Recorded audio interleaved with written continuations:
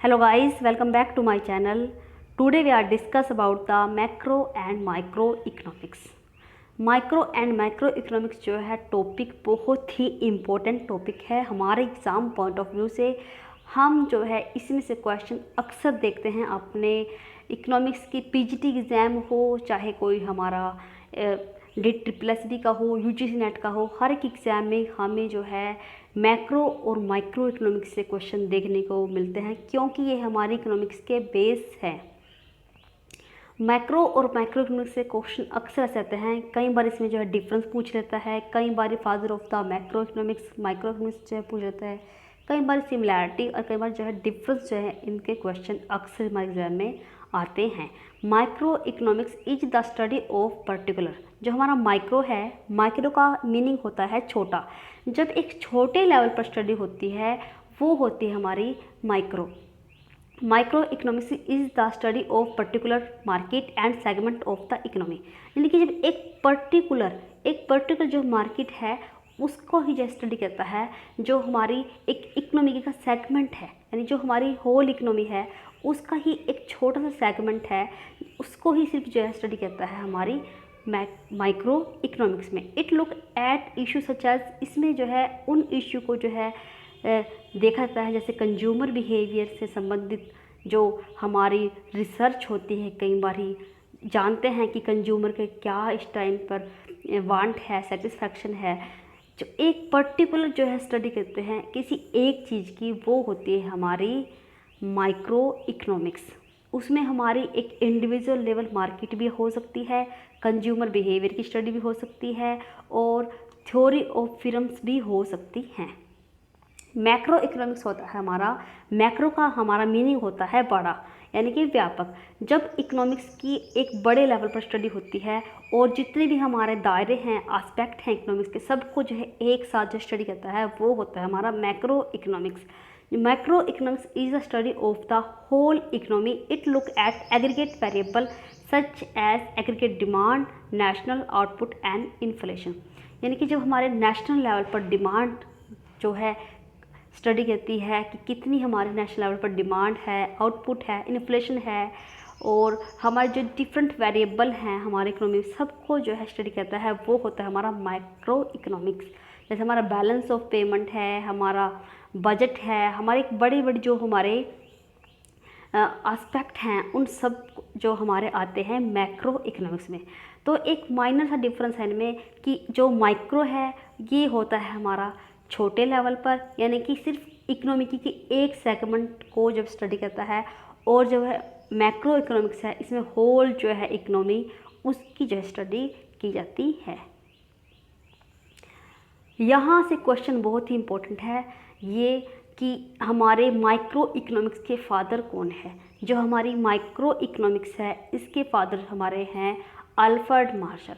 Alfred Marshall ji हमारे micro economics के father हैं। Macro economics on the other hand, और इनके द्वारा कहा गया जी मैक्रो इकोनॉमिक्स है is the study of the national economy as whole.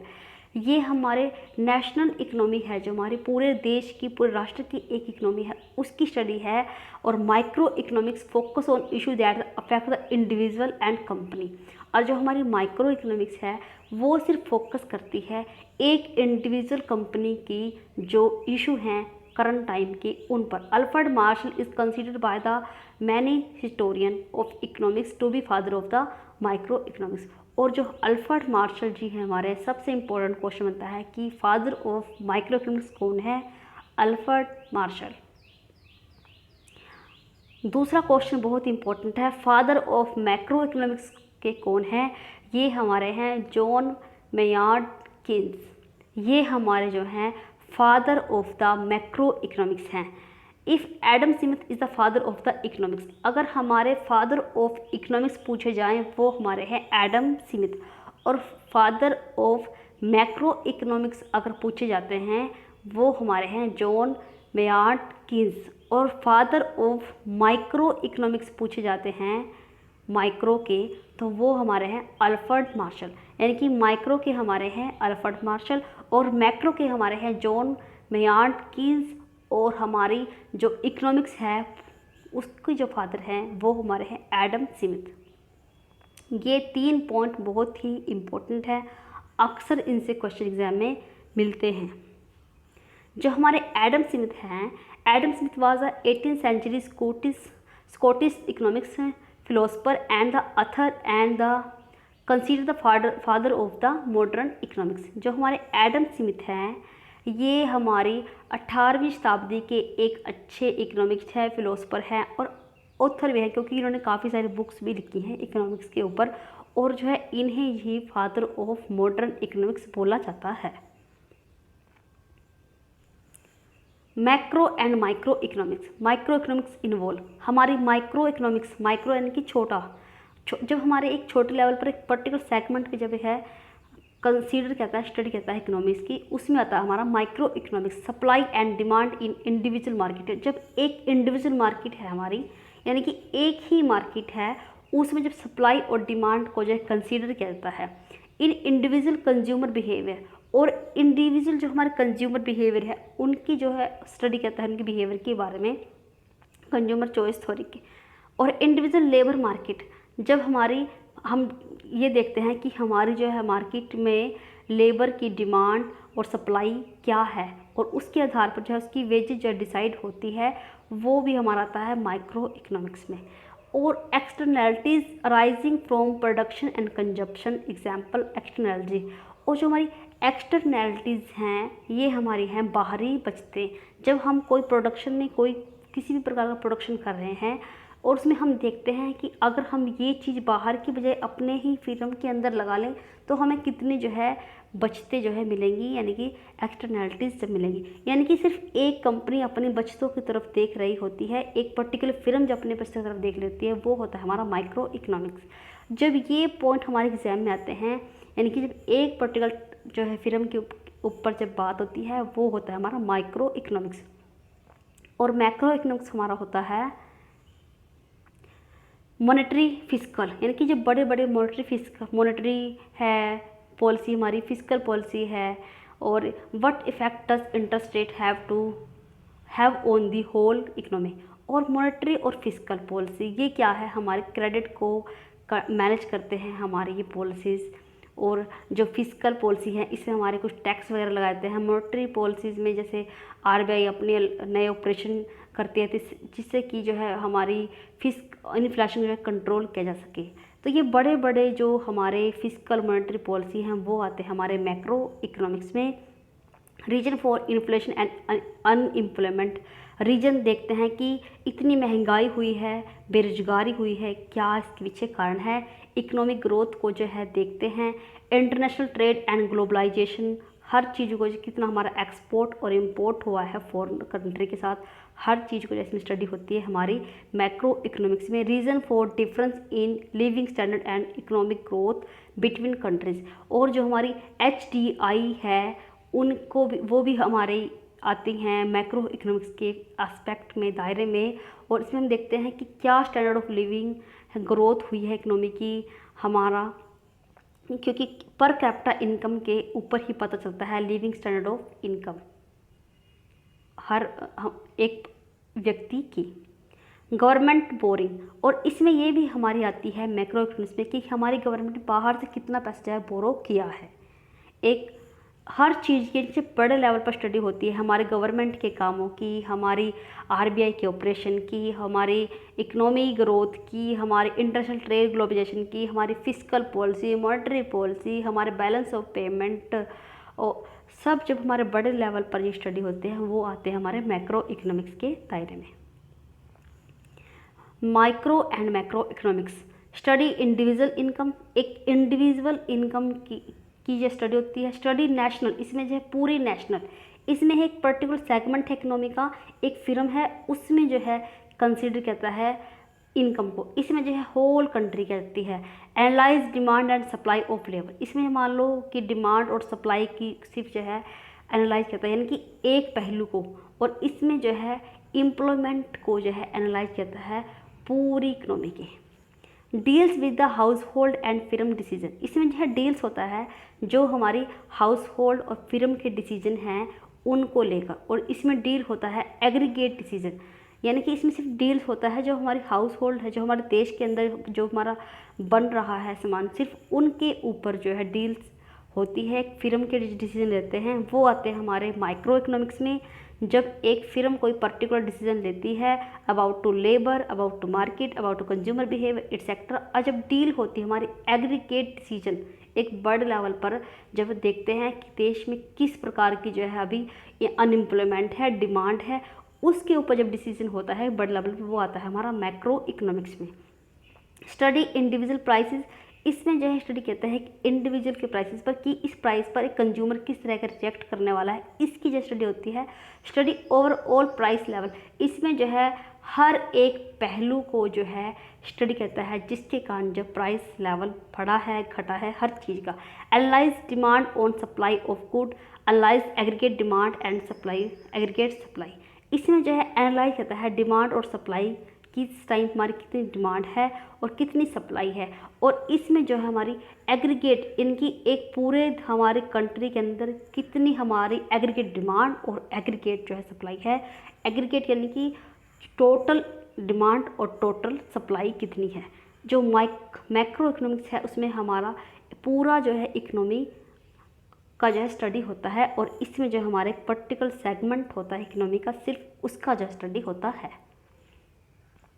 Difference क्या है इन दोनों में, ये क्वेश्चन एग्जाम में कहीं रहता है कि क्या डिफरेंस है। The main difference, the micro look at the small segment and macro look at the whole economy. सबसे पहला सेगमेंट यही हमारा जो डिफरेंस बनता है कि जो माइक्रो है, माइक्रो छोटे लेवल पर होता है और ये बड़े लेवल पर। जब एक स्मॉल सेगमेंट है इकोनॉमी का, सिर्फ उसको जो स्टडी होता है, सिर्फ एक पार्ट को लेते हैं, मान लो कंज्यूमर बिहेवियर के लिए, कंज्यूमर बिहेवियर से जो हमारे ऑर्डिनल अप्रोच है, कार्डिनल अप्रोच है, उनको जो हम स्टडी कर रहे हैं, मार्केट की से जो हमें निकालना है वो निकाल रहे हैं, जिसकी हम स्टडी कर रहे हैं। और मैक्रो इकोनॉमिक्स में आती है हमारी whole economy. But there are other difference, पर इनमें कुछ और भी डिफरेंस है, जैसे इक्विलिब्रियम और डिसइक्विलिब्रियम।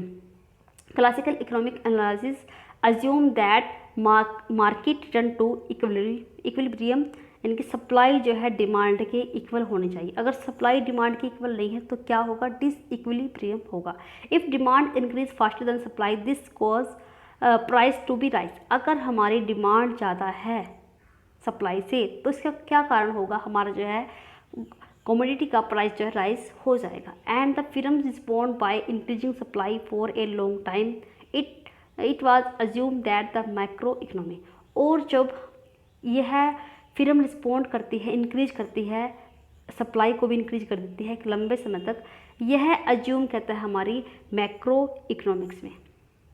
यानी कि जो हमारी क्लासिकल इकोनॉमिक्स की जो अजम्पशन है, जो उनका अनुमान है, इसके अकॉर्डिंग जो मार्केट में इक्विलिब्रियम होना चाहिए, यानी कि जितनी सप्लाई है डिमांड के इक्वल होनी चाहिए। अगर किसी भी कारण से सप्लाई डिमांड ज़्यादा है तो क्या हो गया, कमोडिटी का प्राइस बढ़ जाता है, और इसको जो है पूरा इक्वल होने के लिए जो है सप्लाई को इक्वल रखना पड़ता है डिमांड के। और जो यह एज्यूम कहता है कि सप्लाई को कितना रखा जाए, यह कहता है हमारे मैक्रो इकोनॉमिक्स में। behaved in same way as microeconomics analysis before 1930, there was not really separate branch of economics called macroeconomics। हमारे 1930 से पहले हमारी मैक्रो और माइक्रो इकोनॉमिक्स कुछ नहीं थी, सिर्फ एक ही थी, उसे हम इकोनॉमिक्स माइक्रो इकोनॉमिक्स जो है कहते थे। यानी कि जो हमारा डिवीज़न हुआ है मैक्रो और माइक्रो का, वो हुआ है हमारा 1930 में। ये क्वेश्चन बनता है कि ये डिवीज़न कब हुआ, ये हुआ 1930 में। Great depression and birth of macro economics, एक बड़ा डिप्रेशन आया हमारा 1930 में। जब 1930 में हमारी आर्थिक मंदी आई थी, वो आर्थिक मंदी इतनी बुरी थी हमारी कि उस समय पर हम हर एक कंट्री जो है इसकी चपेट में आई थी। और सबसे इम्पोर्टेंट क्वेश्चन बनता है कि आर्थिक मंदी हमारी कब आई थी, ये आई थी हमारी 1930 में आई थी। और इसके आने की वजह से ही बर्थ हुआ था हमारा मैक्रो इकोनॉमिक्स का। Economics were clear not in equilibrium, जो हमारे इकोनॉमिक्स हैं वो क्लियर ये नहीं बता रहे कि हमारा इक्विलिब्रियम कहाँ होगा। There was a high unemployment, output was below capacity, there was a state of disequilibrium, कि जहाँ पर हाई अनएम्प्लॉयमेंट होगा, जहाँ पर ज़्यादा बेरोजगार होंगे, आउटपुट वहाँ पर क्या होगा, कम होगा, क्योंकि जब वहाँ के जो बेरोजगार है उनके पास पैसा ही नहीं है खरीदने के लिए, तो डिमांड नहीं होगी, डिमांड नहीं होगा, प्रोडक्शन नहीं होगा, प्रोडक्शन नहीं होगा तो क्या होगा, जब प्रोडक्शन नहीं होगा तो फिर अनएम्प्लॉयमेंट होगा। There was state of disequilibrium, classical economics did not really have an explanation for this disequilibrium which form a micro perspective should occur। और इस सब का जो डिसइक्विलिब्रियम का जो एक्सप्लेनेशन है वो हमारे क्लासिकल इकोनॉमिक्स नहीं दे पाए हैं। जो हमारी 1930 की महामंदी आई थी हमारी, ये विश्व की महामंदी थी, और इसमें जो है हमारे इकोनॉमिक्स यह डिफाइन एक्सप्लेन नहीं कर पाए कि ये डिसइक्विलिब्रियम क्या है। डिसइक्विलिब्रियम तब होगा जो डिमांड इक्वल नहीं होगी सप्लाई की। और 1936 में जब ये पूरा क्लियर नहीं हो पाया कि इस समय हमारी इकोनॉमी में डिसइक्विलिब्रियम है या इक्विलिब्रियम है, उसके बाद हमारे सबसे महान केन्स, हमारे जो इकोनॉमिक्स में जिनका बड़ा नाम है, 1936 में James Keynes produce the general theory of unemployment, interest and money. जो ये बुक है इनकी जेम कीन्स की, ये कब पब्लिश हुई, 1936 में। ये क्वेश्चन एग्जाम में आता है, और बुक इसका नाम क्या है, the journal theory of employment, interest and money. It examined why the depression was lasting so long. इन्होंने ये एक्समाइन करा, ये इन्होंने बताया कि डिप्रेशन है वो इतना लंबा क्यों है। इट एग्जामाइंड वाई, इन्होंने जो एक्समाइन किया why we can be a state of disequilibrium in the macro economics. इन्होंने ये कहा कि ये डिसइक्विलिब्रियम क्यों है हमारी मैक्रो इकोनॉमिक्स में। Keynes observe that we could have a negative output gap. इन्होंने कहा कि कुछ नेगेटिव आउटपुट गैप हैं हमारे, जैसे जिनकी वजह से डिसइक्विलिब्रियम हुआ है। Disequilibrium in the macro economy for a prolong time, in the other word micro economics principle of the market clearing. जो हमारा माइक्रो इकोनॉमिक्स है वो प्रिंसिपल जो क्लियर नहीं कर रहा कि क्या स्थान है मार्केट के डिसइक्विलिब्रियम को, वो जो है क्लियर नहीं कर पा रहा। और इसकी जो नेसेसरी ली हुई अप्लाई की macroeconomics, Keynes was to be only economics to investigate the new branch of economics. For example Irving Fisher explained the role of the debt deflation explaining the Great Depression, but Keynes' theory was the most wide-ranging, explaining and played a large role in creating the new branch of economics। जब हमारी 1936 की जब हमारे 1930 की महामंदी आई, उसमें भी जब हमारे कंट्री में बेरोजगारी थी और हमारी जो मार्केट में डिसइक्विलिब्रियम था, उसकी जो है पूरी व्यापकता से परिभाषा हमारे क्लासिकल इकोनॉमिक्स नहीं दे पाए। और उसके बाद जो हमारे जेम कीन्स आए, इन्होंने अपनी बुक पब्लिश की जेम कीन्स ने, और इसका नाम था journal theory of employment, interest and money.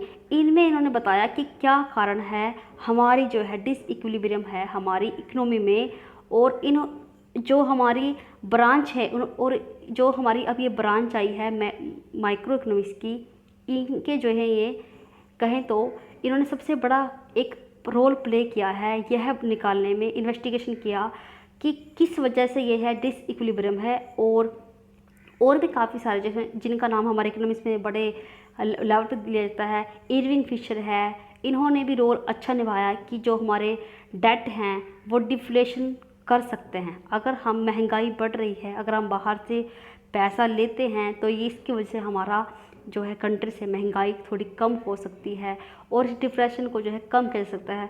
जो कीन्स है इनकी थ्योरी सबसे ज़्यादा वाइड रेंज की रही है एक्सप्लेन करने में कि क्या रोल है एक न्यू ब्रांच का, कि एक नई ब्रांच का क्या रोल होगा इस डिसइक्विलिब्रियम के लिए।